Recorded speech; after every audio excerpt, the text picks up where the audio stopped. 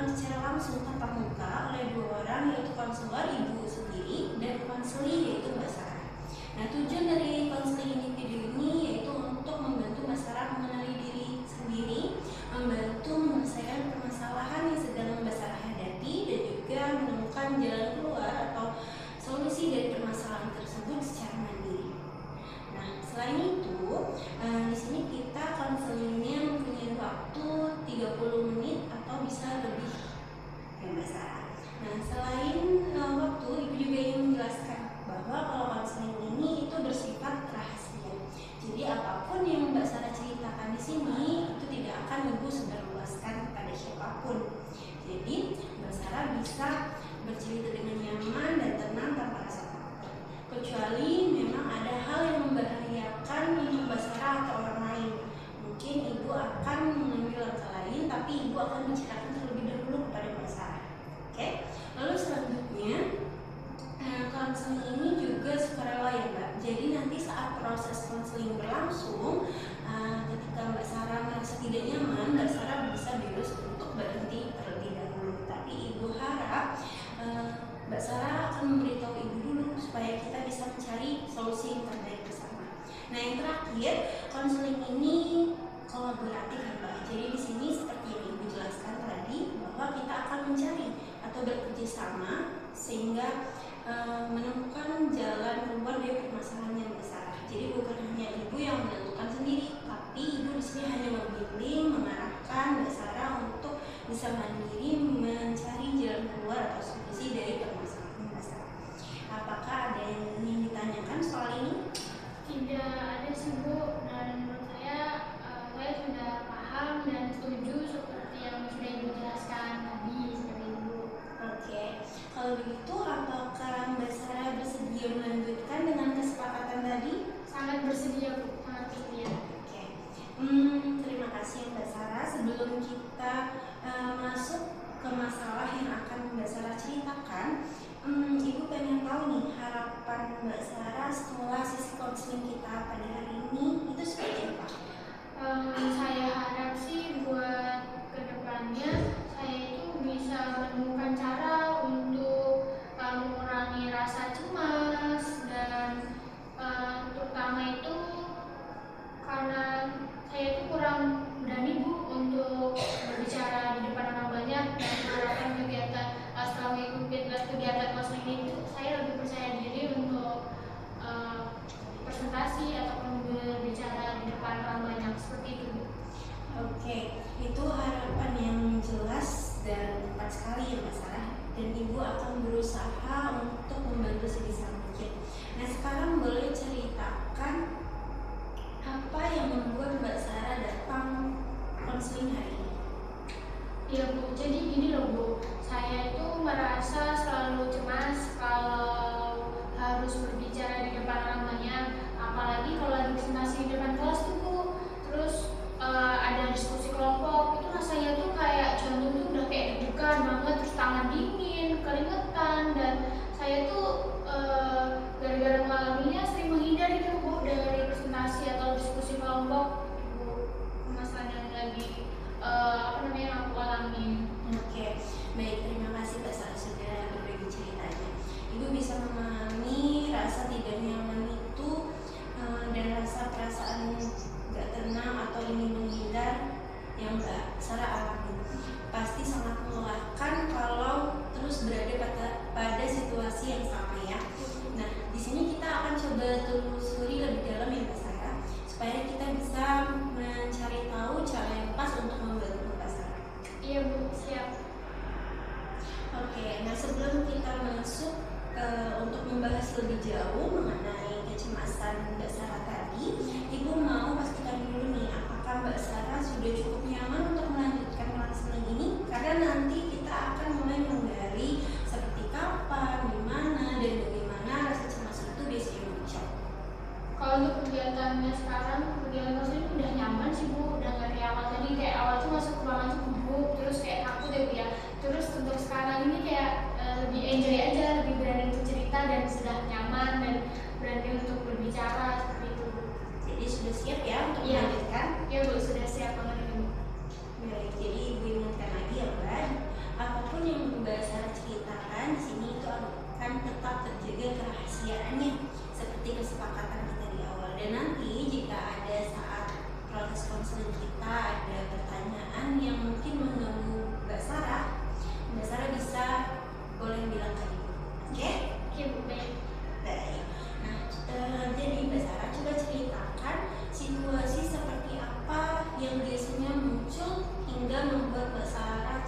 dan sulit berbicara? Waktu aku diminta untuk presentasi di depan kelas, terus kalau ada diskusi kelompok atau bertukar pikiran dengan teman, terus aku tuh suruh nyampein pendapat ataupun pikiran yang akan untuk dikerjain tugas itu tuh aku kayak gugup gitu loh, Bu, bingung. Terus kayak semua tuh temen-temen atau enggak orang-orang yang ada di sekeliling tuh kayak matanya tertuju sama aku gitu loh, Bu. Terus rasanya tuh kayak jantung tuh langsung refleks deg-degan dan keringat dingin, terus jadi gugup gitu loh, Bu. Terus waktu aku lakukan kayak gitu bingung mau apa yang aku lakuin dan otak tuh langsung ngeblank gitu loh, Bu. Pikiran jadi kosong gitu, bingung terus mau ngapain gitu. Nah, itu terakhir kali kamu mengalami itu kapan? Ini sih, Bu, minggu lalu tuh, Bu, waktu ada presentasi kelompok di kelas. Itu waktu itu pelajaran bahasa Indonesia sih, Bu, kalau nggak salah. Terus saya itu kebagian untuk menyampaikan dan menjelaskan bagian kesimpulan di akhir gitu loh, Bu.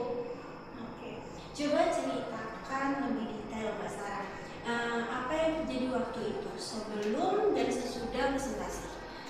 Jadi ceritanya gini, Bu, dari semalam sebelum aku mulai tidur itu tuh udah kayak takut ya, Bu, udah rasa takut tuh udah mulai muncul. Jadi itu buat aku sulit tidur, terus kebayang-bayang kalau nanti tuh maju gimana ya, terus nanti kalau lupa itu tuh aku harus ngelakuin apa gitu, Bu.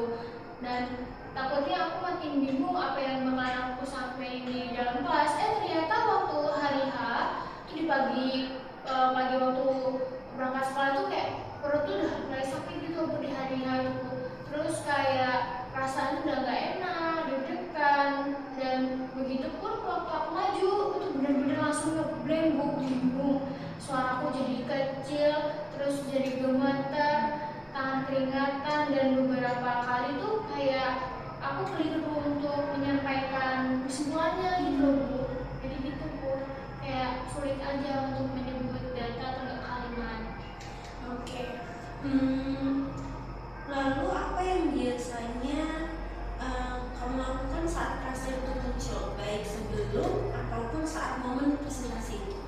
Sebelumnya saya sering cari cara, Bu, supaya tidak ke ke bagian yang banyak nih, misalnya banyak bicaranya ataupun minta tukar dengan temanku gitu, Bu. Kayak misalnya teman aku tuh kayak di bagian yang dikit aja, nah teman aku yang banyak. Terus kalau sudah pepet ataupun sudah waktunya dan aku harus maju itu, Bu, ya, aku pasti jadi gugup tuh. Terus bicaranya terbata-bata dan malah aku pilih tuh diem aja gitu loh, Bu. Jadi di waktu presentasi cuma diem dan bingung. Terus bilang ke teman-teman untuk lewat aja gitu kan, nggak usah bagianku nggak usah disebutin. Terus kalau ditanya gurunya, aku tuh ini, Bu, ketika ada tugas kelompok yang harus presentasi, aku sering mencari alasan untuk nggak ikut di bagian diskusinya tuh, Bu, ataupun bagian presentasi.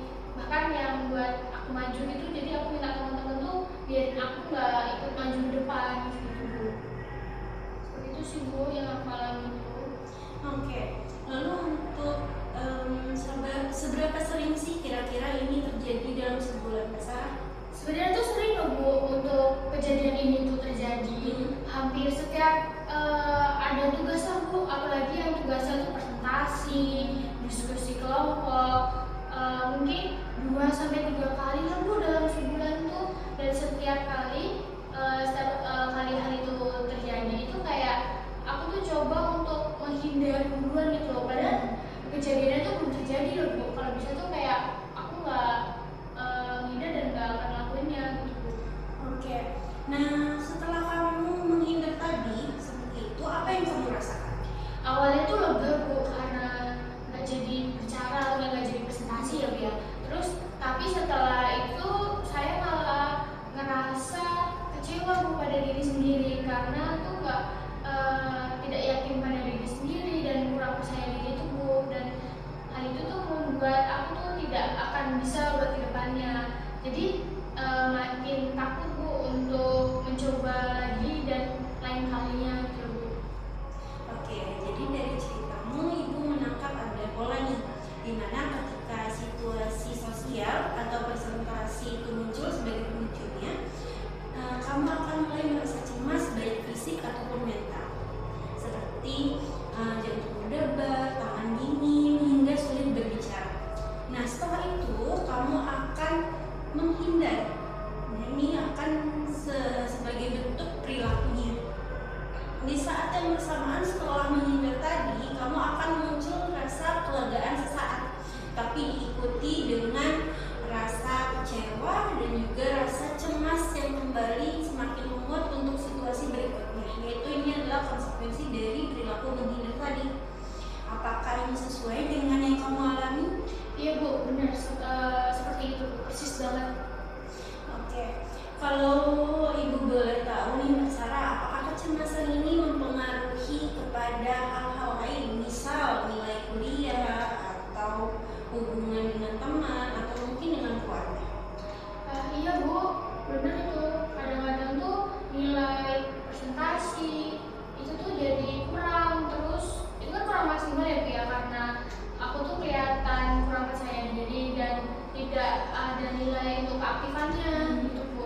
Terus ditambah tuh aku juga jadi jarang ikut untuk kegiatan organisasi yang mengharuskan untuk aku tuh lebih berani bicara di depan atau sering bicara di depan. Dan di situ padahal sebenarnya saya itu pengen ikut Bu, cuman gara-gara aku jadi kurang percaya diri, kayak udah takut di awalnya tuh, jadi ya udahlah nggak usah ikut aja gitu akhirnya. Oke, lalu Mbak Sarah, sejak kapan sih kira-kira kamu mulai merasakan kecemasan ini? Sebenarnya udah dari lama sih Bu, bahkan udah dari SMP tuh Bu ya. Waktu SMP ya Bu ya, aku tuh pernah presentasi dan jawabannya tuh salah. Nah di situ tuh teman-teman sekolah itu tuh ngetawain aku loh Bu, ngetawain gitu, serentak gitu Bu. Nah jadi dari itu tuh aku jadi takut untuk berbicara di depan, terus takut dinilai negatif lagi, karena ya tadi itu tadi Bu, jadi respon temen tuh ketika aku salah, aku yang ditertawain gitu Bu. Itu waktu aku SMP. Oke, baik Mbak Sarah, Ibu paham. Perasaanmu itu mungkin pengalaman yang pasti membekas ya. Dan wajar hal tersebut masih mempengaruhi perasaanmu hingga ikut sampai saat ini. Seperti itu. Nah, biasanya ketika kamu akan melakukan presentasi, pikiran seperti apa yang ada di kepala kamu? Biasanya tuh ini Bu, aku tuh kepikiran untuk nanti aku salah lagi nih. Terus pasti nanti mereka ngetawain aku lagi kayak yang dulu, atau enggak gini Bu, aku memang tidak bisa bicara di depan orang, jadi aku lebih baik untuk diam, dan dari pikiran itu tuh aku jadi lebih gugup gitu loh Bu, dan makin takut, padahal itu dari pikiran sendiri. Oke, terima kasih Mbak Sarah sudah mau menceritakan kembali pengalaman yang pasti membekas dan sulit dilupakan itu. Nah, Ibu di sini bisa melihat pikiran-pikiran itu ikut memperkuat rasa cemasmu, ya. Nah, di luar dari kecemasan tersebut, coba ceritakan hal-hal positif tentang diri kamu. Misalnya, apa yang kamu rasa akan menjadi kekuatanmu nih? Kalau menjadi kekuatanku tuh ini Bu, ketika kalau lagi berbicara empat mata atau bahkan berdua sama teman dekatku nih ya, itu tuh di situ aku tuh cukup nyaman dan bisa cerewet, bahkan berani gitu loh Bu, tampil berani, percaya diri. Bahkan aku juga suka menulis. Terus kalau di grup chat aku tuh sering aktif loh Bu, menyampaikan pendapat atau enggak ide, tapi tuh beda realitanya dengan aslinya gitu loh Bu. Jadi terbanding balik gitu loh. Jadi itu ya sih yang itu sudah sangat bagus ya Mbak Sarah. Nah, coba ceritakan lebih jauh, apakah pernah ada yang menguji cara menulismu atau cara menyampaikan ide di grup chat? Pernah itu Bu, pernah banget. Terus ini beberapa temen itu bilang ide-ide yang aku berikan untuk tugas di grup itu tuh suka membantu teman gitu, teman merasa terbantu. Dan dosen aku tuh bilang kayak pernah kasih komentar kalau tulisan esai aku tuh bagus dan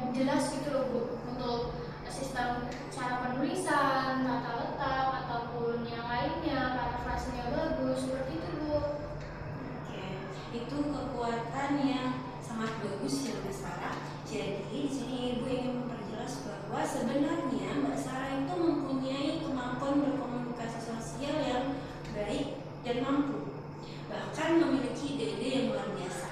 Namun yang jadi masalahnya di sini adalah pada situasi tertentu, misalnya ketika disuruh berbicara di kelompok besar atau acara formal, yang mana itu akan muncul kembali rasa cemasmu. Bukan berarti Mbak Sarah tidak mampu sama sekali untuk berkomunikasi. Oke? Ya Bu, benar juga ya. Saya jadi lebih sedikit tenang nih untuk dengar dari penjelasan Ibu tadi. Oke, jadi Mbak Sarah, jika kecemasan ini bisa berkurang, kira-kira apa yang ingin kamu capai? Saya ingin lebih bisa berbicara di depan kelas tanpa gugup yang berlebihan, tanpa deg-degan, tangan itu nggak keringat dingin lagi Bu. Terus bisa menyampaikan pendapat di diskusi kelompok itu dengan percaya diri, tanpa ragu-ragu, tidak merasa bersalah. Oke, betul sekali.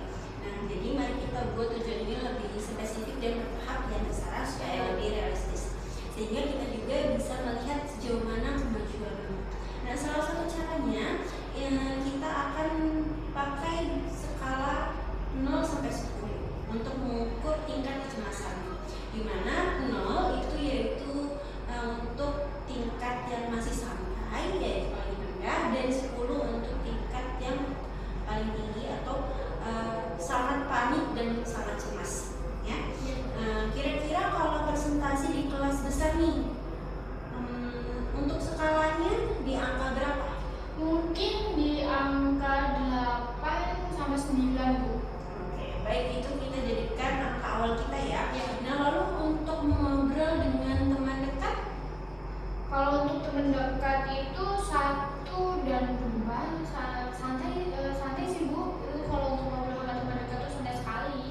Bagus, jadi kita punya gambaran tentang kecemasanmu ya. Nah, sekarang bagaimana kalau kita susun rencana untuk beberapa minggu ke depan? Misalnya nih, dalam 1 bulan kamu bisa menyelesaikan presentasi singkat di kelompok kecil dan juga dengan tingkat kecemasannya di bawah skala 5, tanpa meninggalkan ruangan tersebut atau menghindar. Apakah ini terasa realistis untukmu? Sepertinya bisa Bu. Terus bakalan aku lakuin pelan-pelan sih Bu. Oke, jadi tujuan kita yaitu yang pertama adalah menurunkan reaksi kecemasan fisik seperti jantung berdebar, tangan dingin, hingga sulit berbicara dengan latihan relaksasi. Lalu yang kedua yaitu secara bertahap berani berbicara di hadapan orang lain, mulai dari kelompok kecil hingga kelompok besar. Nanti dengan penurunan skala kecemasan di setiap tahapnya. Nah, yang terakhir Mbak Sarah yaitu mengganti perilaku menghindar tadi dengan respon yang asertif dan lebih percaya diri. Ya, bagaimana Mbak Sarah? Apakah ini sesuai dengan harapanmu? Sesuai sih Bu, dan aku tuh mau makin untuk mencobanya. Oke, jadi alurnya seperti ini ya Mbak Sarah. Untuk minggu ini kita fokuskan untuk belajar dan latihan relaksasi, lalu menyusun hierarki kecemasan, dan juga membayangkan cara bertahap dan latihan asertif. Nanti pada minggu setelahnya akan kita coba praktikkan secara langsung di situasi yang nyata hingga bisa presentasi di kelas besar. Bagaimana? Apakah ini masuk akal untuk kamu? Masuk akal Bu, dan langsung terbayang gitu Bu gimana untuk proses kedepannya. Oke, baik. Oke Mbak Sarah, sebelum kita menghadapi situasi yang membuat kamu cemas, sekarang kita akan belajar terlebih dahulu teknik relaksasinya. Nah, tujuannya yaitu untuk supaya kamu mempunyai tombol untuk diri kamu sendiri ketika kecemasan itu muncul. Apakah kamu mau mencobanya? Mau Bu, mau mencobanya. Oke, baik. Sekarang kita coba ya. Yuk, silakan posisikan duduknya di nyaman, kakinya menapak di lantai, tangannya berada di pangkuan. Kalau nggak salah sudah nyaman, boleh tidak kemana-mana. Dengarkan instruksi dari Ibu ya. Sekarang tarik nafas perlahan lewat hidung selama 4 hitungan. Tahan 2,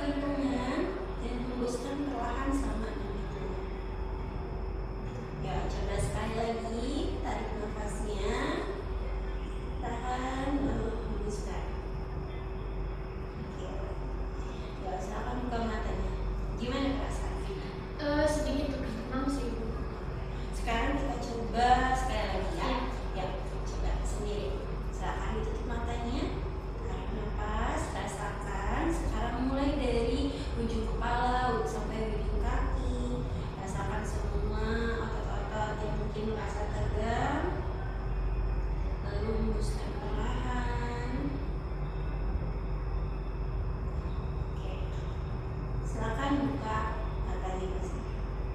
Bagaimana nih sekarang perasaannya lebih gimana? Kalau yang aku rasain saat itu lebih jauh lebih tenang, lebih rileks, seperti itu sih Bu. Oke. Bagus sekali Mbak Sarah. Itu adalah respon dari relaksasi yang sudah kita latih tadi. Nah, ini akan kita gunakan sebagai lawan untuk kecemasanmu, ya. Jadi karena secara fisiologis tubuh kita itu Mbak Sarah tidak bisa merasakan rileks dan cemas secara bersamaan. Nah, di sini Ibu ingin Mbak Sarah seperti yang Mbak Sarah sebutkan tadi mempraktikannya di rumah dengan durasi 10-15 menit setiap harinya, karena supaya semakin terlatih dan nanti secara otomatis akan dilakukan saat memang dibutuhkan seperti itu. Nah, sekarang Mbak Sarah kita akan susun hierarki kecemasan daftar yang mungkin membuat Mbak Sarah cemas, mulai dari yang paling ringan hingga yang paling berat. Ini akan menjadi tangga yang akan kita naiki pelan-pelan, dan setiap tangga nanti ada skalanya 0 sampai 10 seperti yang sudah Ibu jelaskan tadi. Nah, itu tujuannya untuk mengukur tingkat kecemasannya ya. Nah, coba sebutkan situasi apa yang menurutmu paling ringan tingkat kecemasannya. Mungkin berbicara dengan satu teman dekat itu paling aman Bu. Mungkin di angka 1. Oke. Baik, itu kita jadikan level paling rendah ya. Lalu setelah itu apa? Terus kalau berbicara di kelompok kecil 3-4 orang yang saya kenal sekitar di angka 3. Terus di kelompok kecil dengan orang yang kurang saya kenal sekitar angka 5. Nah, lalu untuk presentasi singkat di depan kelas atau di kelompok itu sekitar 6. Nah, habis itu ini Bu diskusi kelas dengan ada dosen, terus yang bisa, kalau dosen kan bisa menegur ketika ada yang salah ya, jadi sekitar 7.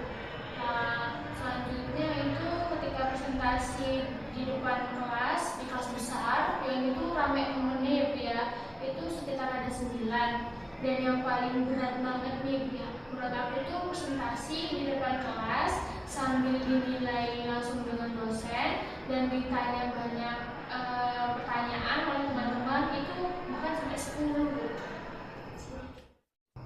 Baik, jadi Mbak Sarah, hierarki kecemasannya seperti ini ya. Yang pertama, untuk mengobrol dengan teman dekat berada di skala 1, lalu berbicara dengan kelompok yang mungkin Mbak Sarah kenal ada di skala 3, dan selanjutnya berbicara dalam kelompok kecil yang kurang dikenal yaitu skalanya ada di 5. Lalu selanjutnya ada presentasi di kelompok kecil ada di skala 6. Selanjutnya diskusi kelas dengan kemungkinan ditegur itu ada di skala 7, dan presentasi di kelas besar ada di skala 9, dan yang paling tinggi yaitu presentasi dengan sesi tanya jawab di skala 10. Nah, apakah ini urutannya sesuai dengan yang kamu rasakan?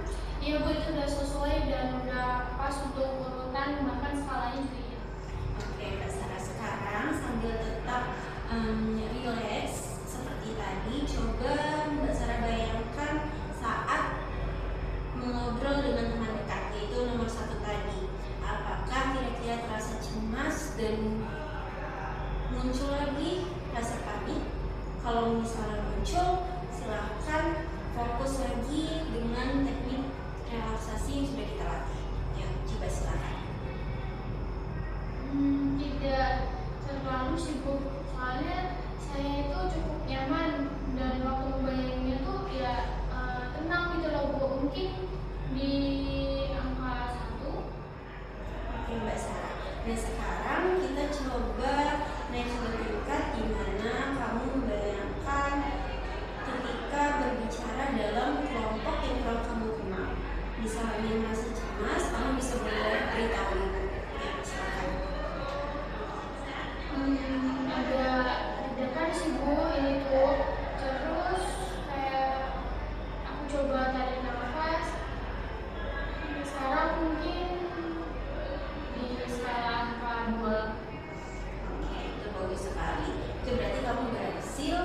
menurunkan kecemasanmu sendiri dengan relaksasi. Sekarang coba kita naik lagi nih, yaitu membayangkan nomor 3, di mana kamu akan berbicara pada kelompok kecil yang kurang kamu kenal. Nah, pelan-pelan saja, kalau misalnya muncul kecemasan, difokuskan lagi dengan teknik relaksasi yang sudah kita latih dan bisa beritahu ibu jika masih belajar ya.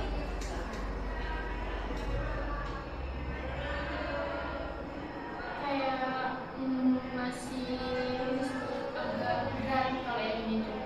Terus jantungku tuh kayak masih deg-degan banget. Dan mungkin skalanya ini di 5 deh kasihan.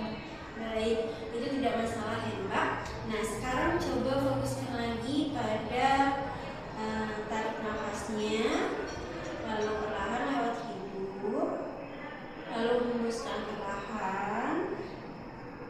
Bayangkan diri kamu tetap pada posisi tersebut sambil tubuhnya makin rileks. Sekarang itu udah turun lagi Bu, mungkin kayak rasa lebih tenang sih Bu, udah gak takut lagi. Skalanya kayaknya jadi 3 deh Bu. Bagus sekali Mbak Sarah. Itu artinya kamu sudah bisa menurunkan tingkat kecemasanmu sendiri. Nah, kita akan lanjutkan ini pada proses berikutnya ya. Nah, nanti mulai dari presentasi singkat, lalu diskusi kelas, hingga bisa presentasi di kelas besar, yang mana tingkat kecemasannya itu mungkin bisa lebih menurun dari sekarang ini. Baik Bu, aku bisa jadi punya gambaran nih Bu ya, untuk proses seperti apa, dan ternyata itu aku bisa loh untuk berubah dan bisa untuk menurunkan rasa takut diri sendiriku tuh, dan keberaniannya jadi lebih meningkat dan kecemasannya makin berkurang gitu Bu. Iya, benar sekali. Jadi Mbak Sarah, kemampuan itu akan semakin kuat jika kita terus melatihnya. Nah, selain relaksasi dan membayangkan secara bertahap Mbak Sarah, di sini kita akan melatih cara kamu untuk menyampaikan pendapat secara asertif, tegas tapi tetap sopan, tanpa harus takut merasa dinilai negatif atau merasa bersalah. Apakah kamu mau mencobanya? Mau banget itu Bu, tapi saya agak masih salah sih, karena kan kayak mencoba gitu Bu. Tidak apa-apa Mbak Sarah.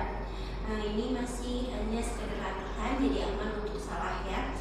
Nah, sekarang Ibu ingin mencontohkan terlebih dahulu seperti apa Mbak Sarah bisa menyampaikan pendapat secara asertif. Di sini Ibu sebagai modelnya. Misalnya di dalam diskusi kelompok, Mbak Sarah ingin menyampaikan pendapat, bisa dengan kalimat seperti ini. Menurut saya itu bagus, tapi saya mempunyai pendapat atau ide, boleh saya sampaikan? Nah, perhatikan kalimat itu tenang, tanpa meminta maaf berlebih dan tetap menghargai orang lain. Bagaimana? Saya udah paham sih Bu, mengerti dari yang Ibu jelaskan tadi.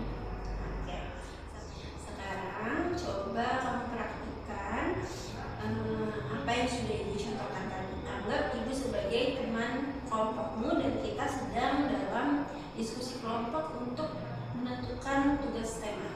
Coba sampaikan pendapatmu perihal tugas tersebut.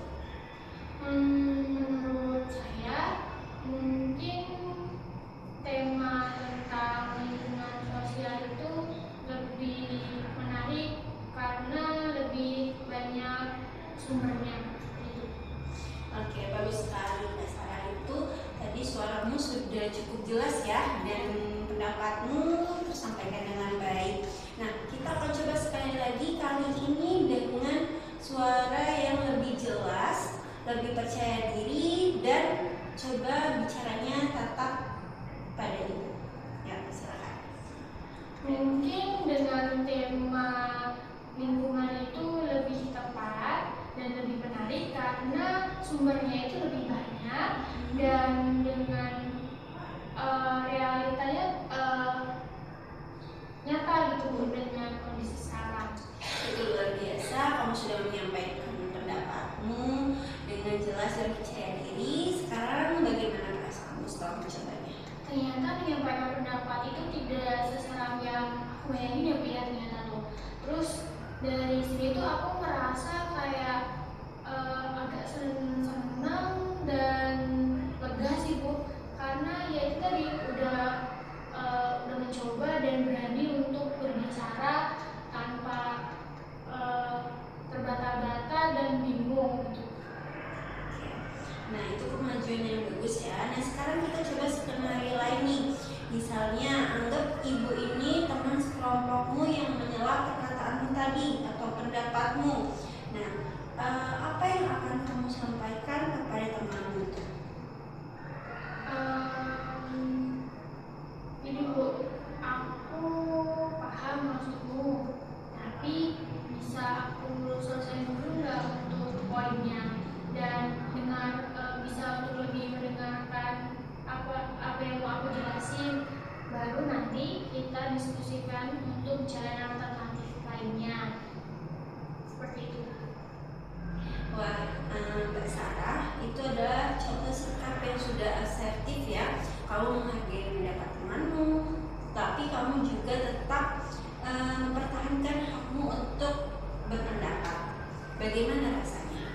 Lumayan menegangkan Bu, tapi saya merasa lebih percaya diri sekarang dibandingkan kayak biasanya. Oke, bagus. Itu progres yang sangat besar ya. Nah, kalau gitu kita coba sekali lagi nih yang terakhir, di mana kamu diminta untuk menyampaikan kesimpulan dalam kelompok di hadapan orang banyak secara mendadak.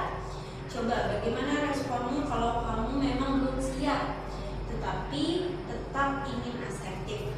Kamu tidak langsung menolak dan juga tidak langsung mengiyakan. Bagaimana? Saya belum terlalu siap untuk jadi juru bicara sekarang, tapi saya bisa bantu siapkan poin-poin pentingnya, dan mungkin kita bisa bergilir atau bergantian. Nanti saya juga coba di kesempatan yang lain. Seperti itu. Oke. Itu jawaban yang sangat baik ya Mbak Sarah. Kamu menyampaikan batasan dengan jujur, tetapi kamu juga tetap menawarkan kontribusi untuk kelompokmu di kesempatan berikutnya. Itu artinya kamu sudah bisa bersikap asertif untuk nanti di situasi yang nyatanya.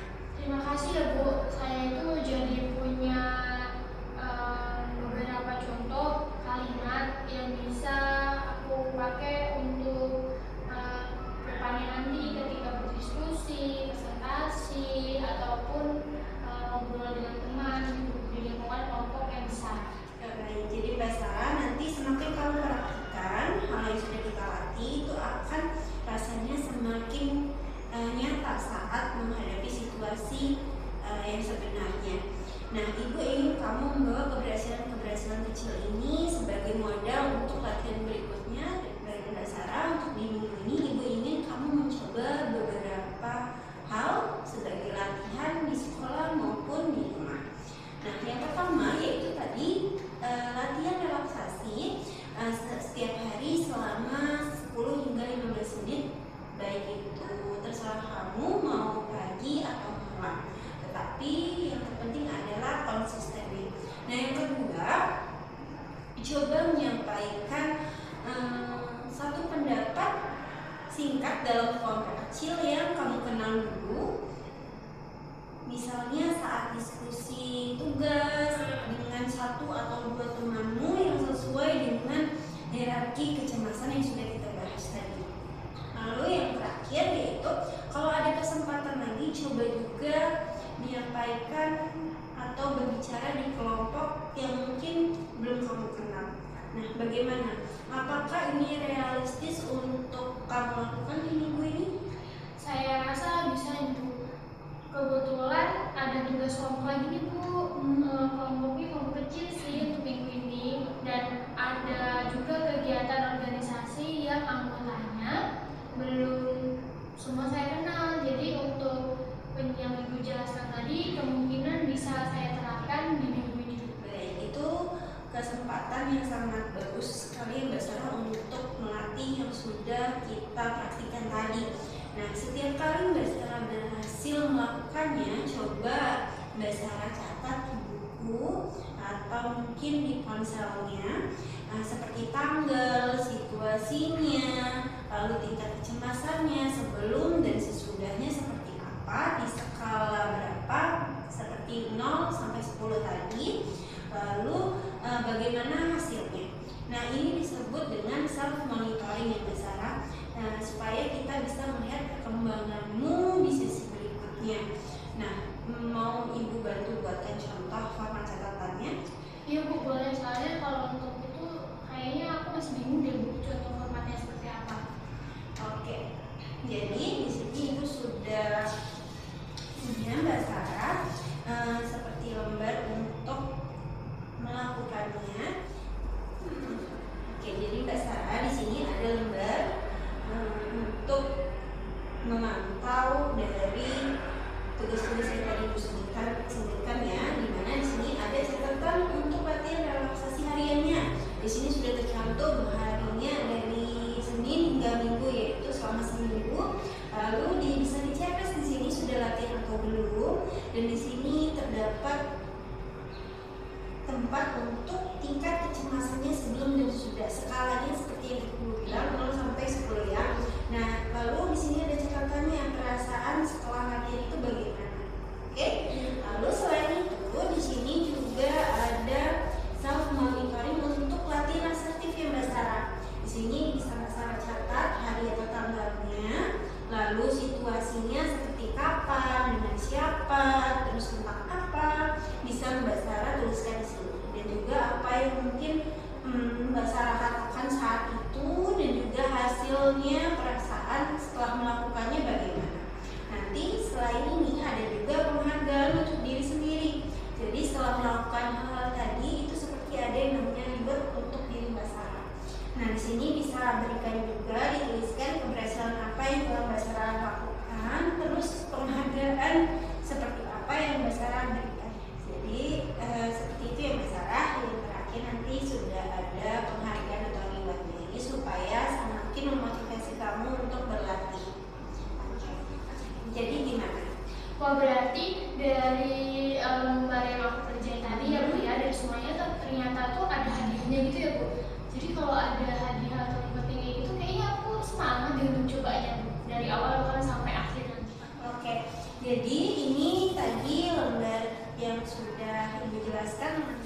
Nanti silakan dibuka dan dibawa bersama dengan lembar self monitoringnya. Iya. Nah, jadi kita sudah sampai di akhir sesi konseling. Di sini Ibu ingin merangkum sebentar mengenai yang kita lakukan hari ini, yaitu hari ini kita sudah merumuskan tujuan-tujuan apa yang bisa membantu permasalahannya Mbak Sarah. Lalu kita juga sudah melakukan relaksasi.